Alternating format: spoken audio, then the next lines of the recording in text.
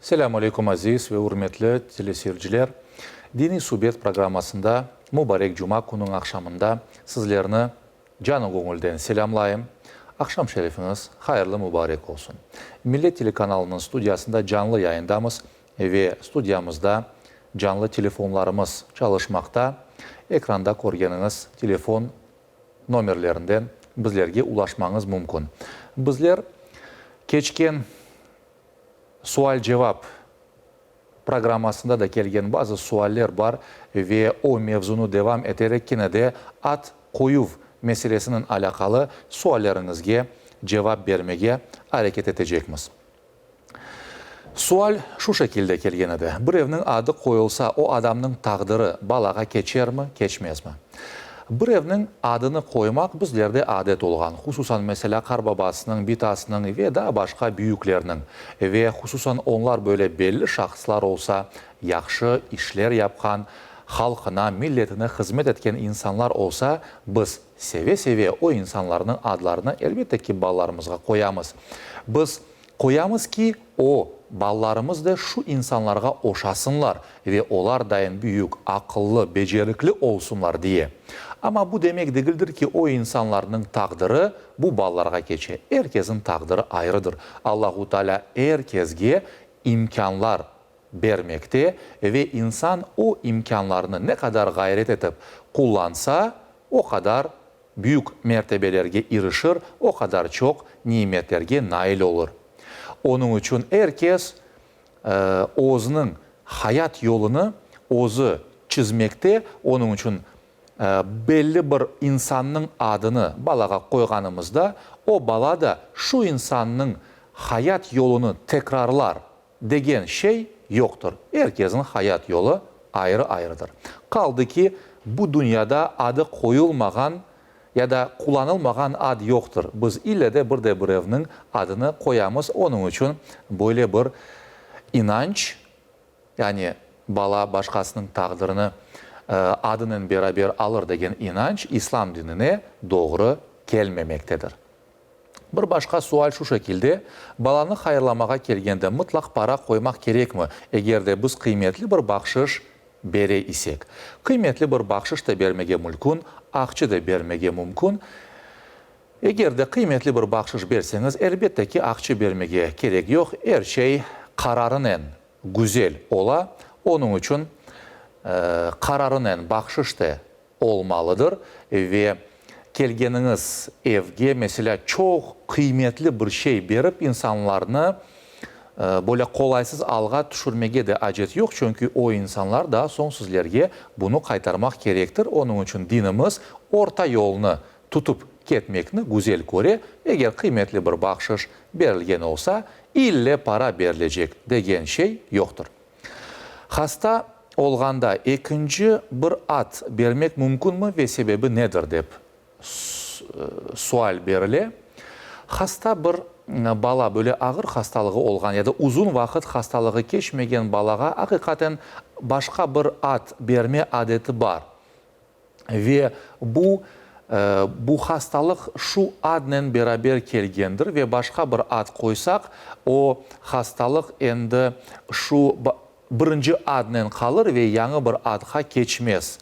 Ya da bala böyle yanılangan bir olur dep eğer inanılsa bu doğru değil. Çünkü bir baxtlılık ya da baxtsızlık bu adla bağlı olgan bir şey değil.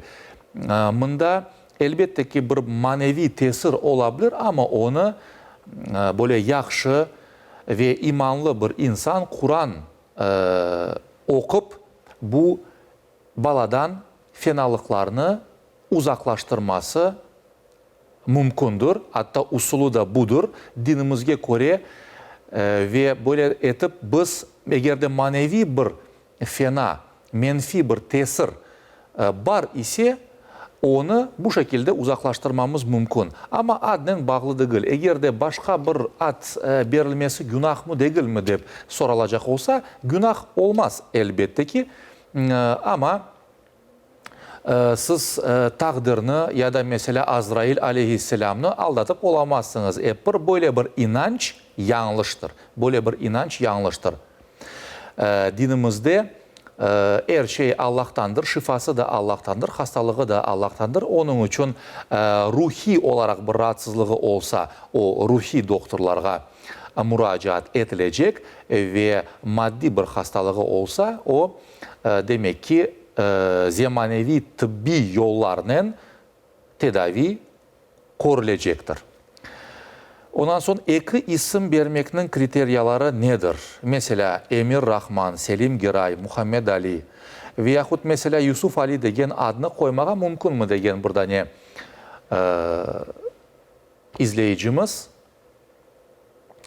Mında şunu aytmağa mümkün. Esas olgan bir balağa bir ad verilmesi.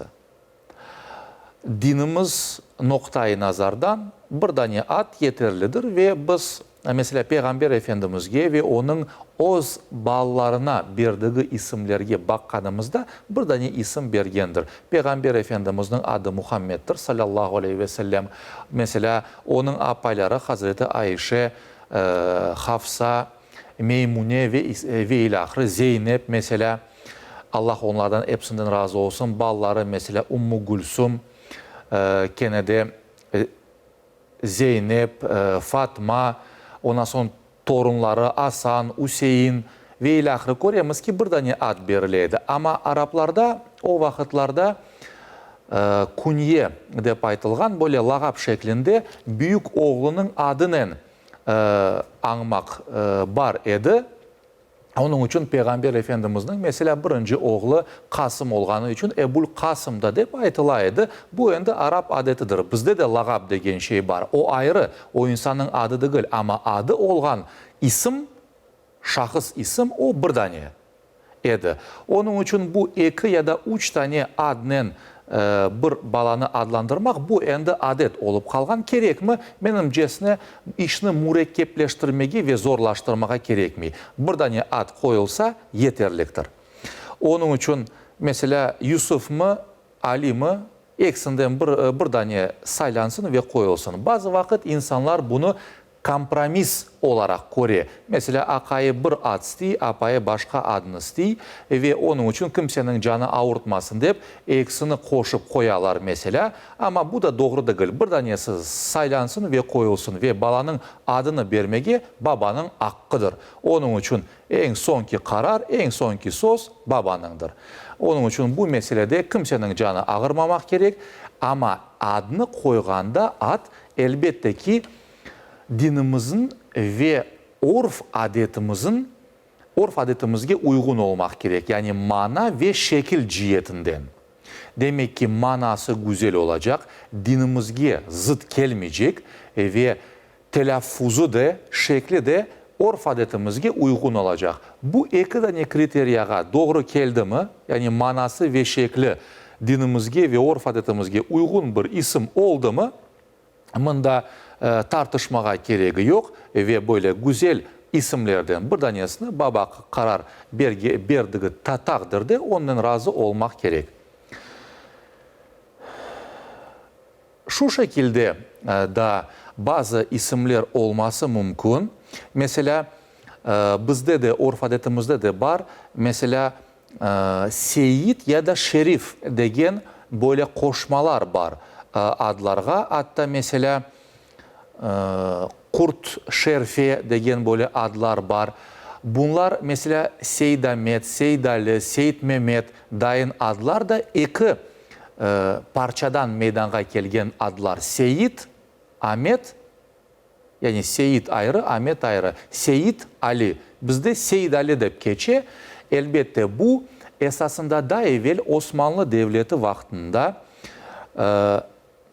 Nakibul Eşraf İdaresi degen böyle bir idare var idi. Ve bu idare Peygamber Efendimiz'in neslinden gelgen insanlarını kayıt ederdi. Ve mesela Hazreti Hasan'ın neslinden gelgenlerge Şerif degen böyle bir koşma da ilave edilir idi. Peygamber Efendimiz'in Hüseyin degen torunundan gelgen insanlar, yani nesil olarak ona bağlanan insanların da adlarına Seyit koşulaydı. Ve bu mahsus demek ki Peygamber Efendimizin neslini demek ki kaydetmek için, çünkü onlara devlet tarafından bazı ligotalar veriliydi. O vakit bunlar ayrı bir defterlerge kaydetiliydi ve ayrı bir böyle idare var edi. Ama konumuzga kelgende endi bu işler birbirine karıştı. Endi mesela Seyid Ahmet olgan bu demek ki peygamberimizin neslinden kelgeni manasına kelmi ya da adına mesela Şerif koşulsa demek ki o da peygamberimizin büyük torunu Hazreti Hasan'dan kelgenini ifade etmiyor. Bunlar endi kozogunda tutulmay. İnsanlar beğense bu Seyit veyahut Şerif degen koşmalarını kullanırlar. Demek ki kullanılabilir. Bunda hiçbir problema yok. Ama esası budur. Yani Seyid Ahmet degen mesela adının o esasında Ahmet'tir o ad. Yani Seyit o koşmadır. Bunu biliyik yeter. Demek ki biz isimlerini gene de koyganımızda ve yahut yazdırganımızda mühim bir noktaga parmak basmaga isteyim. Biz onu özümüzün şivemizde, mesela Yalıboy ya da Çöl taraf ya da Bakçısaray, Orta Yolak mesela şivesinde telaffuz etkenimiz dayan değil. Edebi tilde şu isimnin, şu adının yazılışı nasıl ise o şekilde yazmak gerekmez. Çünkü adlar da bunlar şahıs isimleridir ve onların da bir yazılığı vardır, doğru yazılığı vardır edebi tilde, yani pravopisaniyası. Onun için biz işitkenimiz dayan onu yazmak değil, biz edebi tilde nasıl doğru ise o şekilde demek ki metrikaga ya da pasportka yazdırmak gerekmez balacıklarımızı ki o adlar doğru bir şekilde daha son kullanılsın ve gelecek nesillerde de bu şekilde kaydolunup kalsın.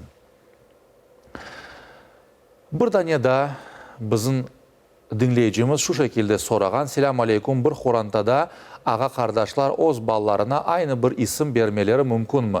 Mümkün elbette ama karışması da mümkün. Onun için mesela ciğenler deyik ya da böyle iki köbek bağının birbirine bağlı olan mesela tize balları, dayı balları, emce balları, ala balları mesela bir isim, bir ad taşısalar elbette ki Fatma dep kışırganda kaysı birisini çağırganın belli olmamak mümkün. Ama dini noktayı nazardan bir sakıncası yok. Bu tek kolaylık meselesi. Onun için bizde halkımızda böyle yakın soy sop arasında farklı isimler vermeye gayret etkenler, tırışkanlar, ama ille de mesela insan men de aynı şu adını vermeye isteyim dese anda da böyle günah ya da bir yaramaylık yoktur. Yani en azından dini noktayı nazardan bu yaramay deyip korulmay. Mesela Abdullah degen ad veyahut Peygamber Efendimizin adını mesela sık sık koymağa gayret göstergendirler. Sahabeler arasında da mesela bu elbette çok yaygındır. Ama mesela bizde başka milletlerde olğana dayan babasının adı da bir, oğluna da şu ad verilmiyor elbette. Babası Ali olsa Ali, mesela balasına da Ali degen ad koyulma elbette ki bu endi uygun düşmey. Ondan gayrı daha başka şu şekilde sual var. Kız bala doğsa bir koy, oğlan bala doğsa iki koy kurban etile dep işittim. Doğru mu? Elbette öyle rivayetler var. Ama Peygamber Efendimiz mesela torunları Hasan ve Hüseyin'e bir tane koy kurban etkeni hakkında rivayette var. Onun için İslam alimleri kız ve oğlan arasında böyle bir ayruf olmaması için hem kız hem de oğlan kıymetli olganını görsetmek için İslam'ın sonki devirlerinde endi tedbikat hem oğlan bala için hem kız bala için birer tane kurban çalmak şeklinde olgandır ve bu evvelden cahillik devrinde olganda mesela oğlan balaga daha ziyade kıymet verileydi, kız balaga ise daha az kıymet verileydi şeklinde böyle bir yaklaşıf endi tamamen yok olgandır. Öyleyse en doğrusu hem oğlan balağa hem de kız balağa bir şekilde kurban kesmek. İki tane kese iseniz anda da iki tane, bunda da iki tane olsun. Bir tane kese iseniz bir tane olsun. Hem oğlana hem de kızga. En doğrusu budur. Ve kurban bayramı yaklaşa. İkisine de niyetlenip, yani hem akika hem bayram sebebinden bir kurban çalsak olur mu? Evet, bala doğanda şükür kurbanı olarak çalıngan kurbanға akika kurbanı dep aytıla. Bu şükür kurbanı olarak, yani Allahu Teala bizlerge bir balacık bağışladı, kısmet etti degen manada bu kurban çalına. Kurban bayramında ise bu vacip olgan bir kurbandır. Yani kurban bayramında zengin bir insan mutlaka kurban çalmak gerek. Onun için bu kurbanlarının manası farklı. Mında fukarelerini kuvandırmak ve fukarelerge aşatmak üzere kurban bayramında çalıngan bir kurbandır. Bu içtimai yardım mekanizmlerinden bir tanesidir. Mında ise bala doğanına şükür olarak çalıngan kurbandır. Onun için bu farklı iki tane kurbanını birleştirmege olmay. Yani birleştirgenin vakit kurban bayramında da ağır baskan ve vacip olgan kurban bayramı kurbanı olarak o kabul olur. Ama akika kurbanı olmaz. Demek ki insan kurban bayramında elbette ki doğan bala için de kurban çalabilir. Ama bir tanesini bala için çalacak, bir tanesi kurban bayramı için olmak üzere iki tane ayrı ayrı kurbanlar çalabilir. O şekilde olur. Ve elbette ki akika kurbanı endi horandasıyla beraber, soy sopuyla beraber toplanır, aşar. İnsan onu özü de aşaması mümkün ve hatta şunu da ifade ettik.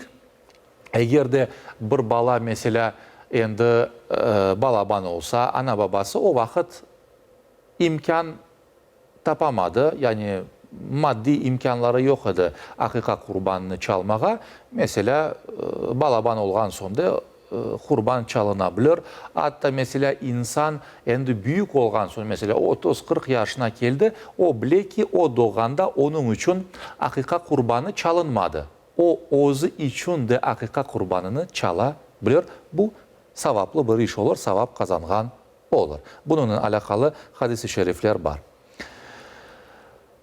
Da başka bizde böyle sualler var. Mesela selamun aleyküm, Arsen degen ad Müslüman adı mı dep aytıla. Endi evet, o endi bizim demek ki halkımız içinde endi adet olgan ve uzun vakittan beri kullanılgan yaygın bir addır. Endi onun koyulmasında bir sakınca yoktur. Endi Müslüman adı olup kalgandır demege mümkün. Ve lakin biz elbette ki eski ve bizim medeniyetimizni aksettirgen adlarını koymağa gayret etsek daha doğru, daha yaxşı olur.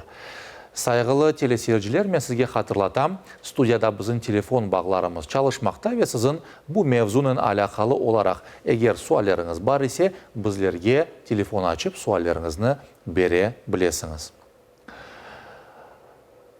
Annenevi adlar dedik. Men mında şunu da hatırlatmağa isteyim. İsimler bu bir insanın kimliğini aksettirgen şeylerdir. Bir insanın adını işitkende endi onun kaysı dinge ve kaysı milletke mensup olganını az çok kestirmege mümkün.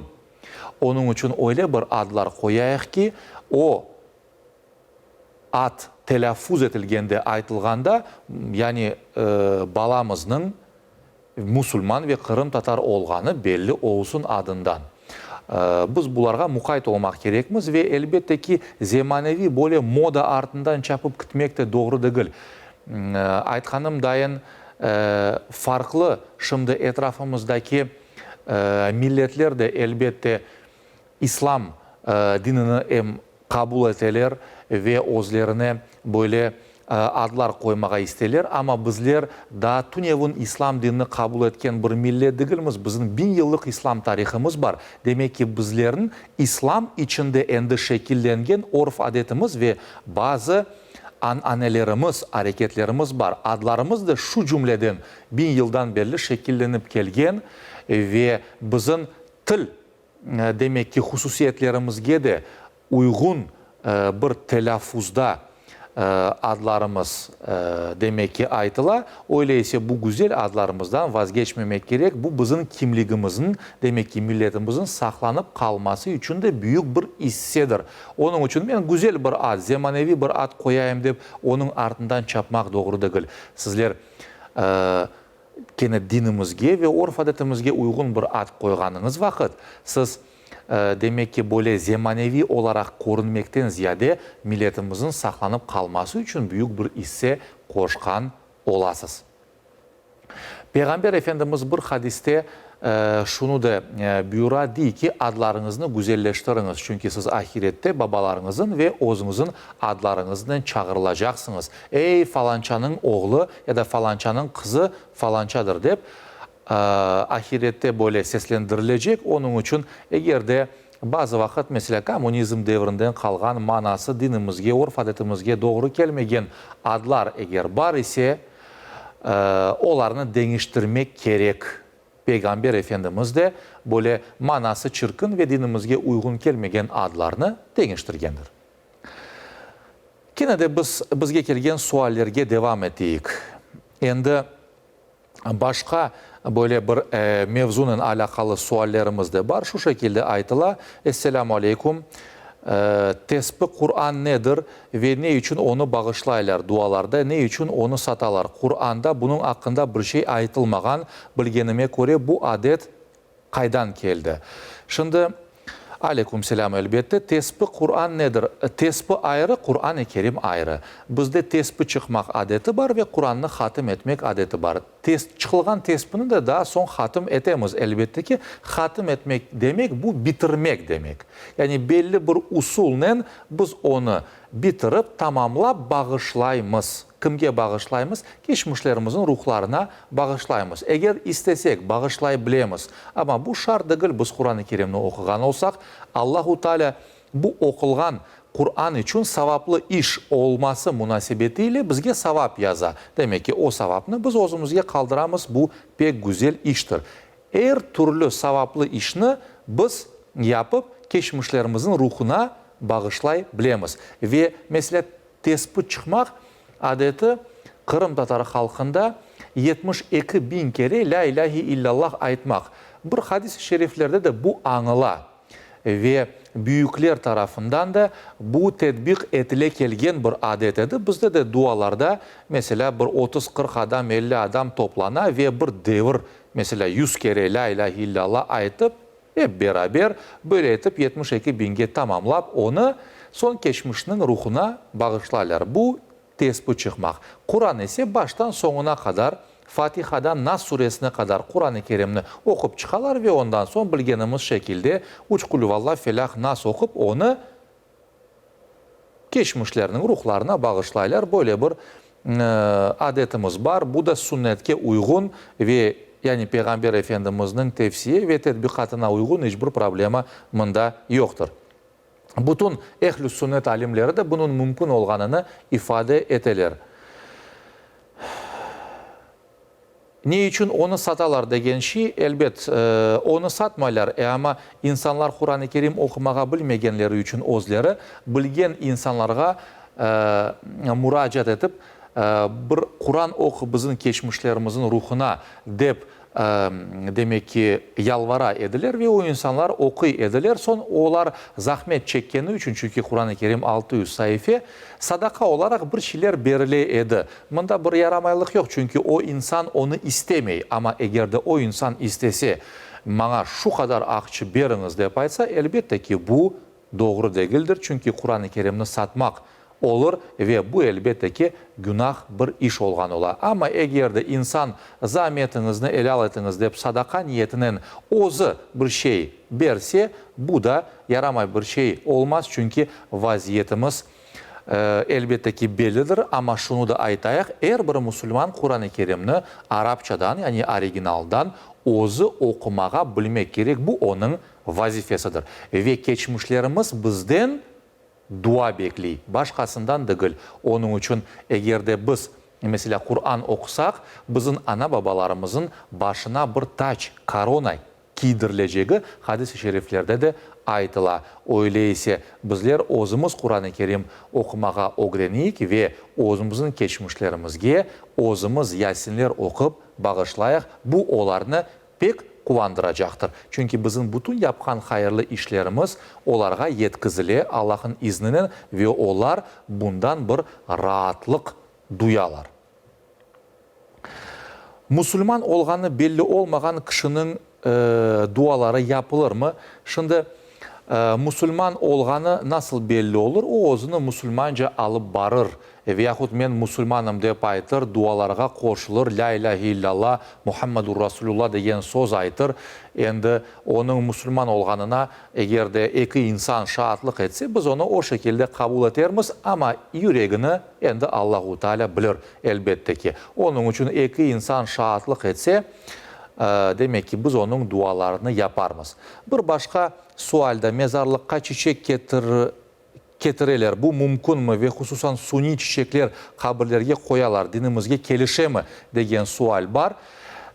Kabristan'a çiçek getirmek eğer de o saçılacak olsa olur ama böyle buket olarak çiçek getirmek bu pek doğru değil. Bu başka milletlerinin ve din mensuplarının adetidir. Yani böyle bir buket, bir demet çiçek koymak bu insana bir fayda vermey. Ama eğer de o çiçekler o yerge saçılsa o vakit fayda verir. Çünkü Peygamber Efendimiz böyle bir taze tereknin pıtağını ikiге bölüp iki tane kabirge saçkandır ve aytkandır ki bu pıtaçıklar taze kalganları müddetçe bu kabir sahiplerine yengillik gelecek. Onun için bir demet çiçek ap gitmege gerekmiyor. Biz canlı çiçek alayık ve barıp kabirinin üstüne saçayık. Bu doğru bir hareket olgan olur.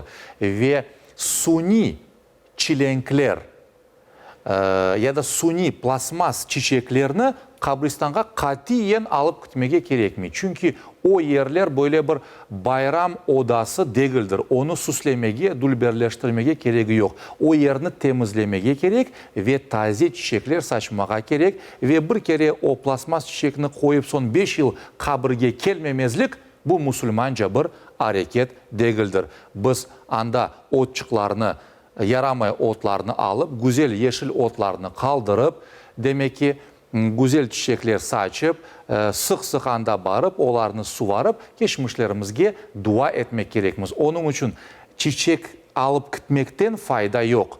O anda yatkan insana dua etmekten fayda var. O bizlerden dua bekli. Onun için Kur'an-ı Kerim okup, onun ruhuna bağışlap, Ya Rabbi geçmişim günahlarını bağışla, onun kabir suallerini yengilleştir şeklinde biz geçmişlerimizge dua ettik. İnşallah balacıklarımız da bunu korup bizlerge de dua ederler degen umuttayız. Allahu Teala hepinizden razı olsun. Biz özümüzün dinimizni öğreniyik, orf adetlerimizni kutiyik. Allahu Teala bizlerge daha ziyadesini öğrenmekler kısmet eder. Ben sizlerden sağlıklaşam. Allahu Teala'ga emanet olunuz. Sağlıkla kalınız.